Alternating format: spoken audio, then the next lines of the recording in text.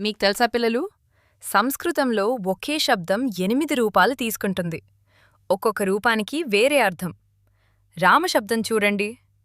రామః అంటే రాముడు చేస్తున్నాడు, కర్తా విభక్తి. రామం అంటే రాముడిని, కర్మ విభక్తి. రామేణ అంటే రాముడితో, కరణం విభక్తి.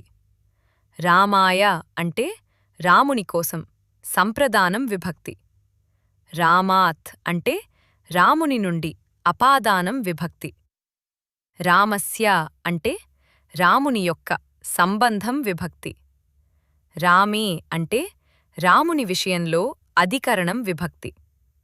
హే రామా అంటే ఓ రామా అని పిలవడం సంబోధనం. ఒకే రామశబ్దం 8 రూపాలు, 8 అర్థాలు. ఇదే సంస్కృత భాషా సౌందర్యం పిల్లలు. రోజూ ఒక సంస్కృత పాఠం నేర్చుకోండి.